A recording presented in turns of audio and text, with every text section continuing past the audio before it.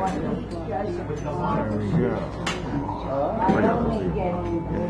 it in. Is it numbering? Ladies and gentlemen, we're back for the second half. A great second half it is. We got some new people in here, people who are going to be reading here for the first time. So when someone's reading for the first time, we give them a hoot, holler, a roaring, approbation, loud noises, animal sounds, clapping, hooting, stomping of feet, pounding of tables. Do not do damage, though. Just don't do damage. There's no, we're not responsible for the damage you do to your own mind by doing that here. So. All right, so let me get over there. Oh, yes. How could I possibly forget? Our clincher closer, super duper bulldozer, Tommy Abacola Mecca, opens the second half and closes it. Give a round of applause here, ladies and gentlemen.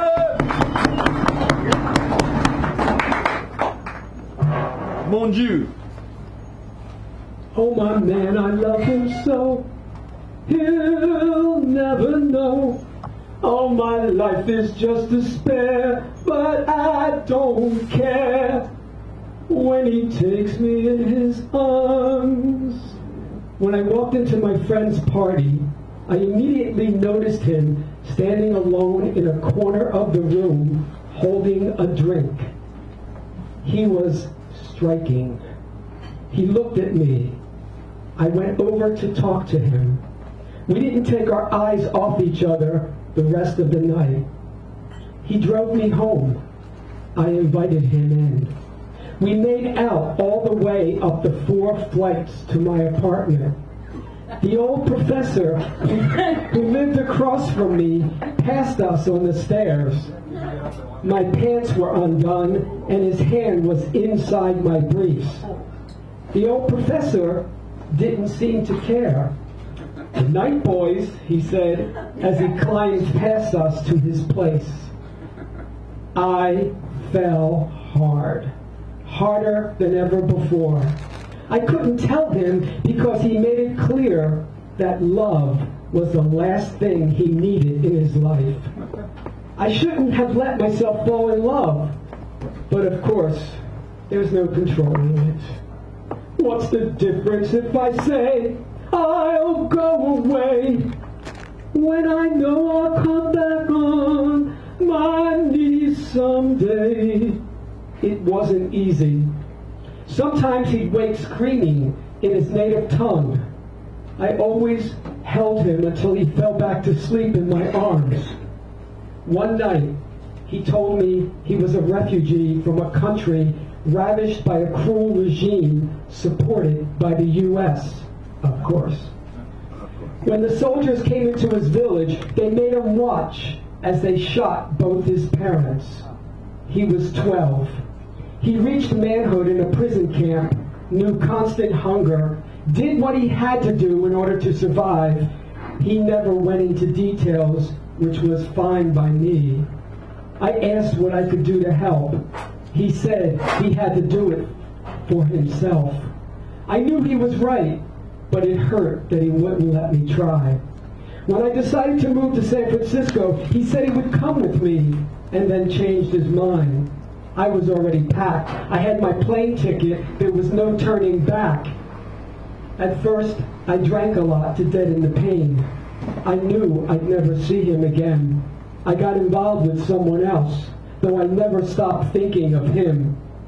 He called me at work one day years later, said he was in town and wanted to take me to dinner.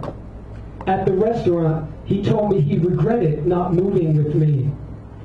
I didn't know what to say, so I said nothing. As we were leaving, I debated inviting him to stay over.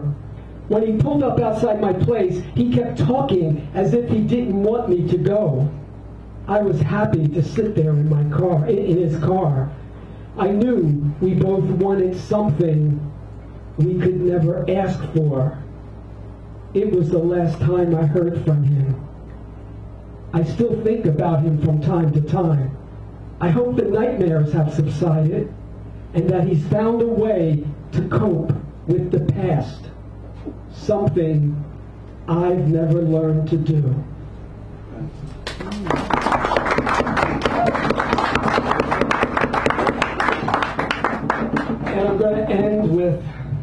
something a little more contemporary.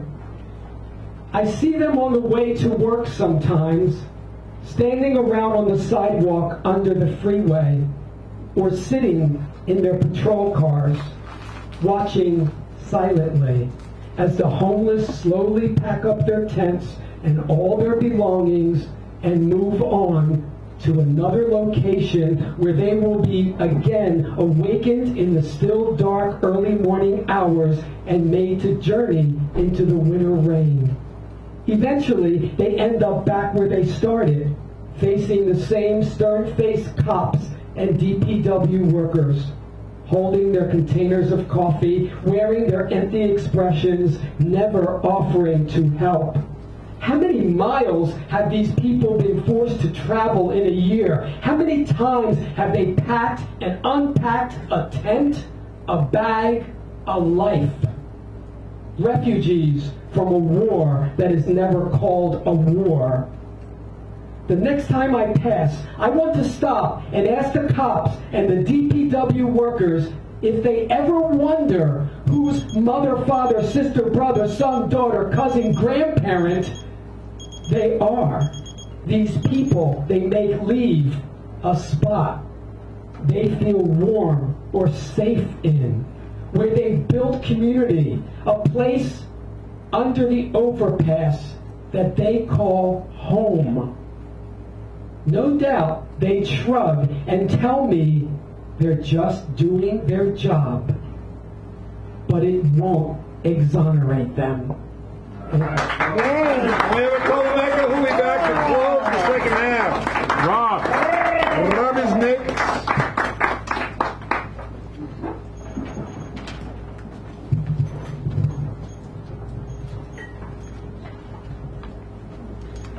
Hello there. Hello there. All right. Ribbons. Let's see. You can't have a good divorce without a good marriage, and you can't have a good marriage without at least one ribbon or two. That's my premise. This is called 7 Divorces. Ah, first love, the sky so blue. Upon bended knee, he promised to be true. Upon her list, he hit all the checks. Daddy and Mommy loved him, as did Puppy Rex. Their wedding year, 300 carnal couplings did they share. Their second year, 200, quite the randy pair. Their third year, 100, still good romance in the air. Their fourth year, 50, still no cause for despair. Their fifth year, 30, a little too rare. Their sixth year, 20, the magic no longer there. Their seventh year, 2, and too obligatory to bear. If you wonder who finally said goodbye, you might blame the stars for shining on high. Divorce in hand, she resolved to do better. She set out to become a romantic go-getter. She would sample love from every angle. She even tried threesomes and one quadrangle. Finally, she found the one she wanted until the end. He adored her. He was her best friend. She was using her head, not her heart. He wanted babies. He was ready to start. Their wedding day, she went off the pill, and her chemistry changed. Her lust for him went still. Her carnal cravings had turned to rot. Her head loved him, but her ovaries, not. She tried her best to make it right, but when no child came, they gave up the fight. One reboundy day, she met a man with model looks and a Hollywood tan. They wed among the roses in June, but she found him in the maid on their honeymoon. Divorce number 3, come on down. Still, she knew there was someone better around. She met a foreign prince, and off her feet did she slip. But His Highness was a Khan seeking citizenship. Then she followed her hormones and married for lust. But his Latin love was jealous and full of mistrust. She met a musician whose songs made her swoon. His love-making was brilliant, but a 4-minute tune. She married a philanthropist, just the goodest guy. They adopted 7 orphans by and by. But parenthood will change you. Just you try. He cleaned out her accounts and left her high and dry. A rich man offered to care for her brood. He was 93, not a statuesque nude. But kids have tummies and stews must be stewed. Their wedding night, she needed hard liquor to get in the mood. He died before long. At least she knew she was set. But there were earlier wives and kids she'd never even met. When it was all doled out, she realized with regret that she wasn't set yet. She had minimum income net. So she worked all day and loved her kids at night, with no time for herself and less for Mr. Right. Strangers showed concern over her sorry plight, but they had their own problems, care as they might. What's the moral when all has come to pass? What can we learn from this matrimonial morass? Whether it be gold or whether it be brass, chasing a ring will kick your silly ass. Are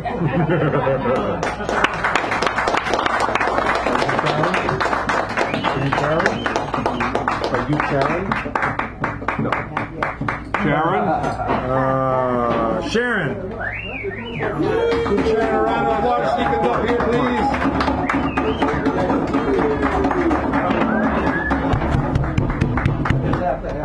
Woo-hoo!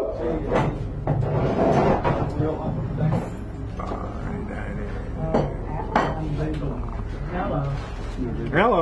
Hello. Let's get loud. A little bit louder. This is called Perfumes, Pelts, and Politics. I opened the closet and noticed a host of fur coats and garment bags. Sitting down, I reflected on the reasons these coats were purchased. Eva's coat, my grandmother, was purchased for the first screening of Imitation of Life, 1934. She told me several years she carried her receipt in her pocket because the bill of sale was needed because police would frequently stop her. How could a black woman afford a fur coat? In 1939, she was there to see another thing happen. It was to see Hattie McDonald in Gone with the Wind, another benefit, this one for the Urban League. She went to another benefit. She wore another fur coat. This was to raise money for the porters and waiters on strike, A. Philip Randolph.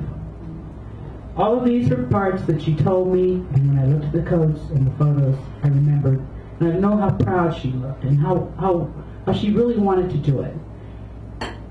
The one for the porters and waiters was especially promising to them because my grandfather was the head of his union for the Red Caps Greyhound bus in Kansas City. Oh. So then we start getting modern. My friend Lee gave me his mother's coat, Estelle Eskenazi, a Sephardic Jew in Seattle, Washington. It's a gray Persian coat. I put it on, damn, that thing's heavy. And Estelle was a little woman. She wore this to the benefit of, for Hadassah in Seattle, Ben-Hur, Judah Ben-Hur. which is kind of funny. It's 1959, and you know we've got Charlton Heston starring. Okay. Same year, 1959, I had my mother's fur coat, and she attended in a benefit for the NAACP, Imitation of Life, the remake. January 21st, 1917. I didn't wear a fur coat. I did wear Eva's pearls, and I wore a locket that Estelle had worn, and I wore a bracelet that my mother had. And that's when I attended the Benefit for Women to protest against Donald Trump. And as Eva told me many years ago, when you feel down and someone has their foot on your throat, girls, remember this: the roosters may crow, but the hens deliver the eggs.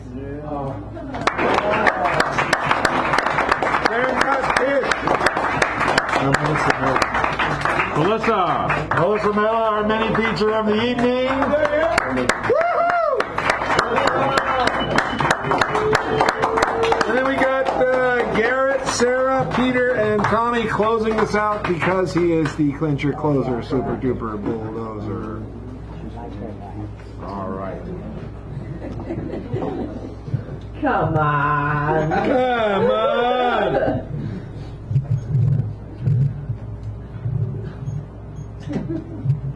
I'm distracted now. Shall we help with that? No. Side of palm slides across page. Gives illusion that words continue after stopping. How can such delicate abstractions like lines on page or breath on ear hold weight after release? Across the room, a light fixture hangs, suspended from chain with a birdcage. Everyone is looking at a computer screen. Why do we feel compelled to capture that which cannot be contained? No, our bodies are not our design. Perhaps that explains why sitting with stillness can be hard for you or anyone. Outside, the sky is falling monotonously. Until now, I never noticed how water droplets collected on windows reflect tiny upside-down likenesses of the world. Until now, I never noticed how love is a perpetual mix-up between a bridge and drowning and floating away in every direction.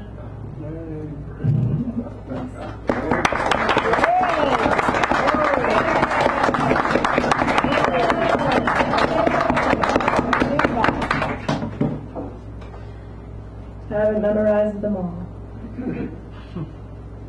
There's something about the vastness of the desert, you said. The way the sky opens up, stars poised like so many dust particles in a beam of light at dawn or dusk. And it is more aromatic than desolate, a sharp, sweet shrapnel smell when the rain comes, oily like leather, like tobacco bitter pungencies. I pick up earth, bones and bullets, a mother bunch for the sensing. To render barrenness is to deny a cusp, a wing, and a sadness deep as canyons run is no excuse for death. A quick plasma pop sends embers shooting into ash. Where fire once flickered as necessity, entranced onlookers heartily asked respect. There are now greedy screens, irreverently beaming thieves. Rusted hatchet blade on splintered wooden handle rests among boxes of kindling. We are not built solely for city living. Safety is the riptide breath. Yeah, definitely. Shut the fuck up. And now back to our program. Safety is the riptide breath of a slumbering dog, the tinny whistle of a hummingbird, every corpse pose and inevitable ending, a part of a gun. Fragility falls off like a band-aid on wet skin if you let it. You hold on to your saguaro boot canteen by its dead, woody ribs, a drink.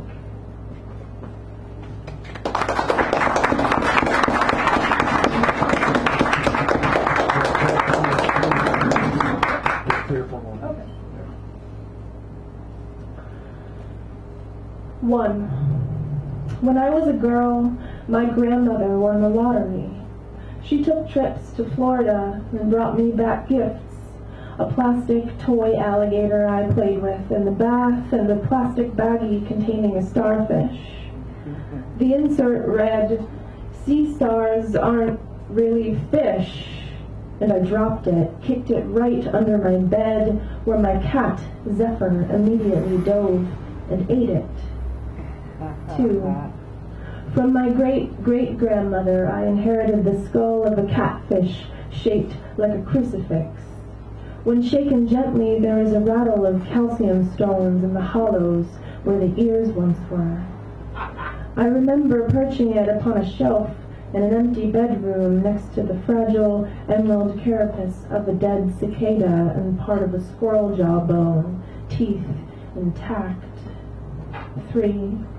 You recently asked me if I'd want to be a shark, using electroreception to detect nerve impulses, hearing low-frequency hums discharged by dying fish.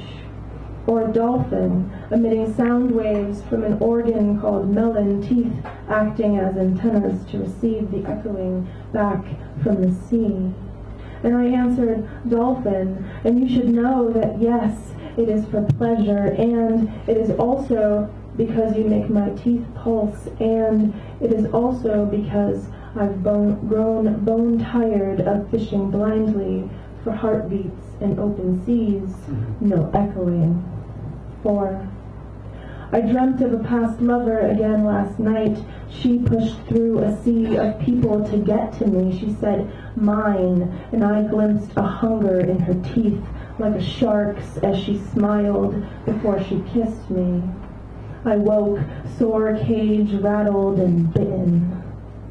5. The sea star has a vascular system of salt water rather than blood. Imagine what it must feel like to be completely filled with the very molecules that surround you.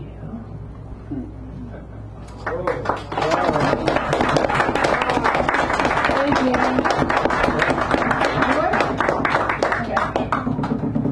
This one's really old. Nope. No, it is not. I never really liked popcorn. It always tasted stale to me. I guess you can add another tally to the lie list. Hold it over my head like an upside-down umbrella during the downpour. I don't think I'm in love with you anymore.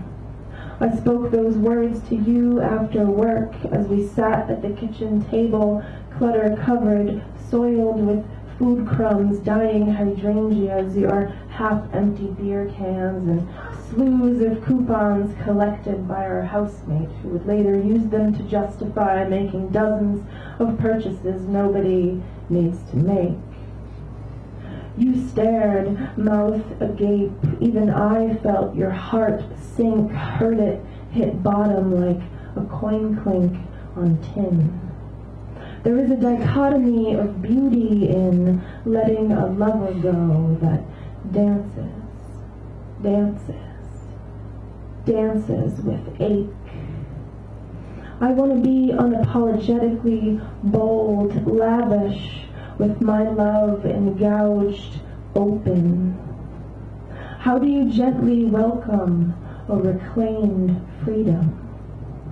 How do you not greet her wildly and with an open-mouthed kiss? Thank you.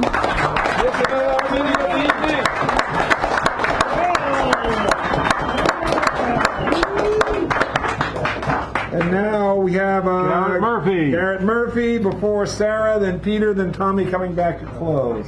Welcome, Garrett. He's a nice writer, beautiful poet. Knows what he's doing.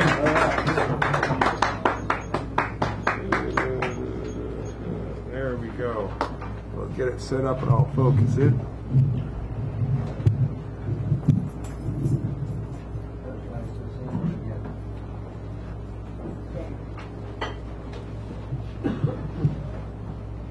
And not George Carlin's 7 dirty words. Fetus, entitlement, diversity, transgender, vulnerable, evidence-based, science-based. What? No buzz? Where's the beeper? The shock? Anything? Was there not supposed to be some sort of catastrophe? Some earth-shattering cataclysm? But all that can be heard is some faint, feeble-minded, inept hissy fit from a most minuscule gallery, which one would not dare offend peanuts by naming it in their honor. Perhaps if they had chosen a few slurs instead.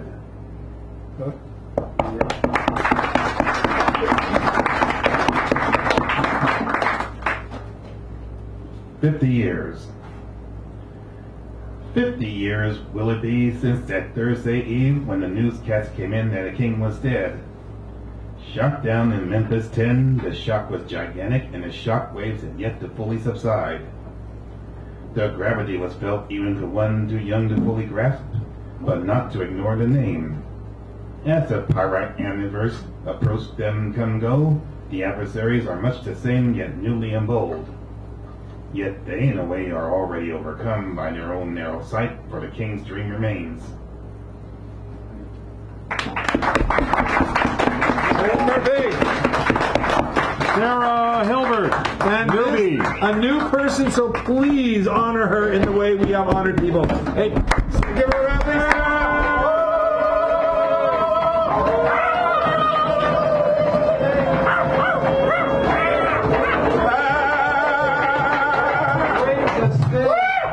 Raise a cell.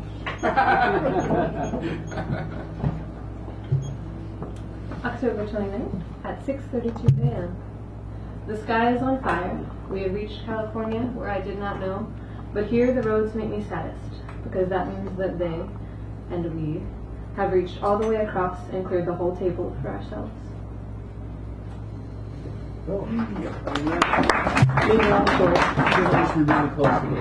Sorry. That's all right. It's good. It's good. Hold on. Sorry, I lost my page. Okay. Please, moon lady, share my champagne. It drips down my palm just for you. I take care not to interrupt the drip's path, for I know how you like your reflection, and I know how you titter with joy at a champagne strop's funeral speed.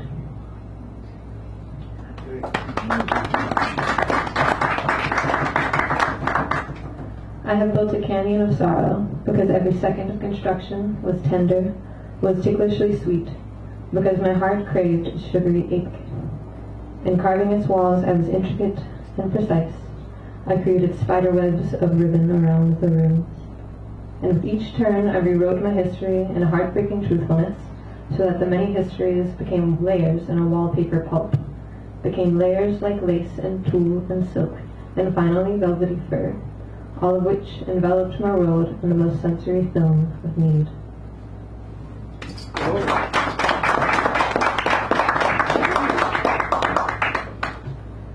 Today I will be utterly useless. As I lay in this body of bones and fruit flesh, I have no strength but to curl around a finger. In the swirling cosmic cloud of ecstasy, one small pink flower found the sweet shop of heartbreak. where it became clear that the sticky, joyous kneading of heartache is the best we'll ever feel.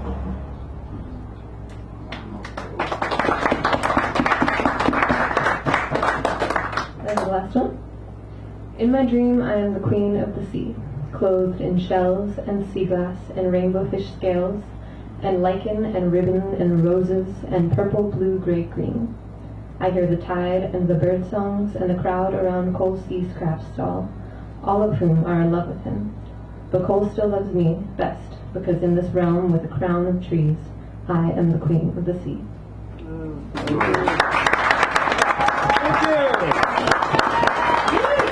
Peter Magyar. A little humor. Thank you, Sarah. We adjust the mic as necessary.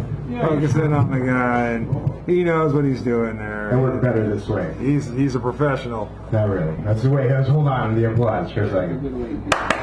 Oh, you said hold on. Sorry, I didn't. Yeah, this is my first time doing an open mic at a poetry event. Oh yeah, let's give it. This is the first timer here. Yeah.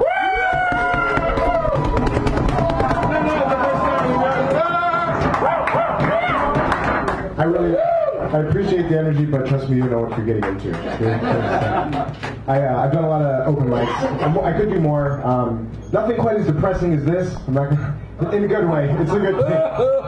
Don't take it at heart. It's actually very beautiful. I appreciate everyone's words. I like it a lot. It's something I wish I could do. I can't write poetry because I just start making fun of it for myself, not you guys. It's okay. I just moved here from Wisconsin. I actually moved here not too long ago.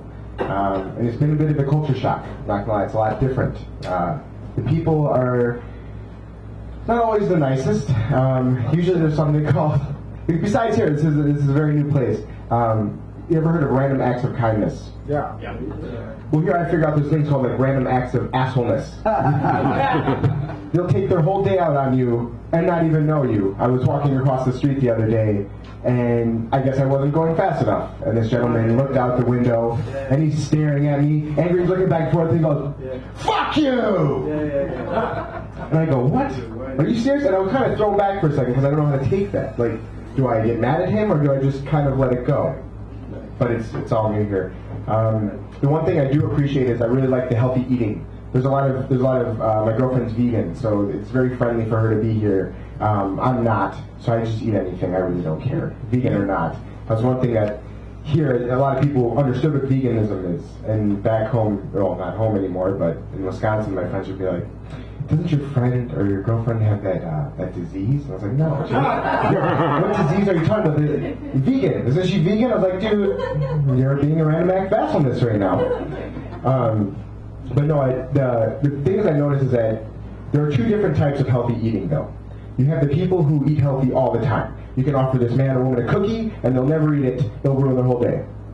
And then you have the coworker that's always eating a salad, always, for lunch, and you know they really don't want it. They're just eating because they want to be healthy. You know these people because they gradually get bigger every time you see them. And you go, either this person's eating a lot of salad, or they're going to get in and out on the way home. As of what I did it last night, and I feel really bad. Bye. Let me go to the next one in 1 second here. Oh, the one thing I really wanted to touch base with you guys is, can someone explain me the epidemic of the lost shopping cart that seems to be all over this city?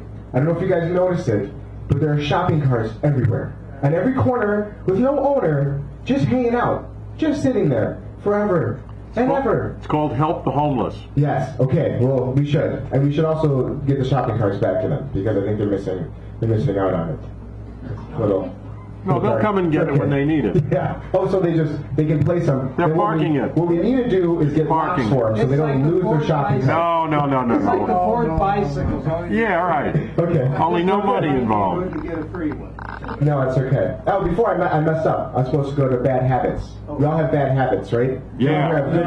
No perfect habits. Everyone's perfect. That's what I figured. I know I walked into a bad San Francisco.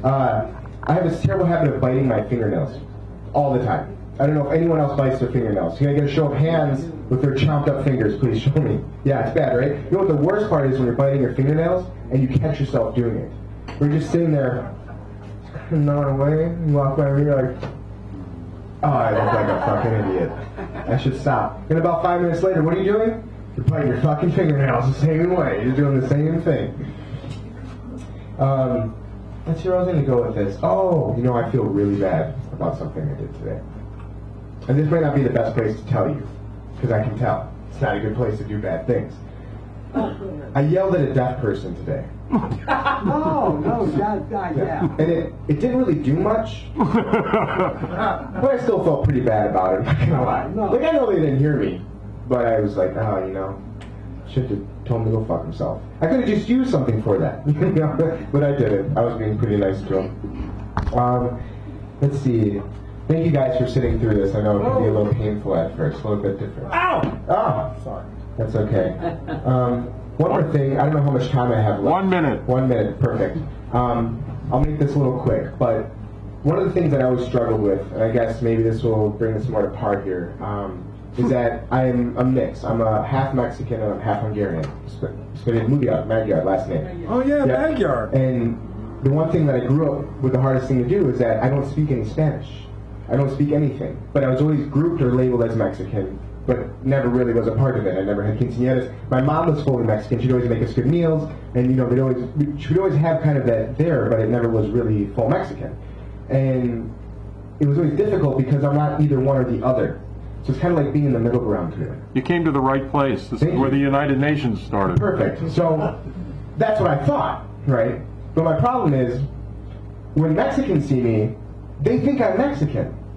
So I get shamed on both ends, because as soon as I walk in to go order something from a Mexican restaurant, they'll do this.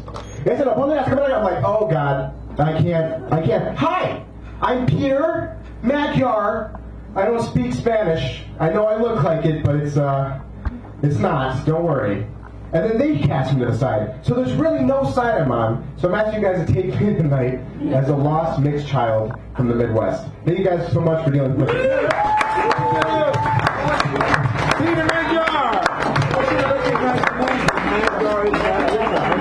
Hungarian, yeah. All right, now our clincher, closer, super duper bulldozer, Mr. Tommy Abacolamec is coming back to close us out. Please grace him with the applause appropriate to his stellar talent, and then we'll take care of the door prizes and the solid gold bars. Okay, so I'm going to do a song. I said solid gold bars. I'm going to end with a song. All right. And I want you all to sing with me. You ready to sing? La la la la la la la la. Sorry. I'm not going to ask you to sing opera. I couldn't sing it anyway. That's the far as I go with that. So it's got a very catchy refrain that you can learn really quickly.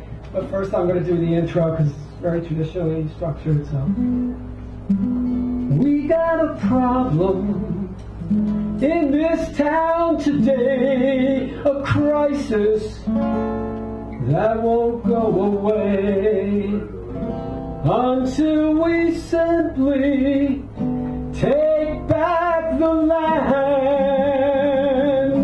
Now here's your part. Give us back our homes, give them back today, or we're going to take them any way we can. Think you can sing that with me? Yeah. Give us back our homes, give them back today, or we're going to take them any way we can.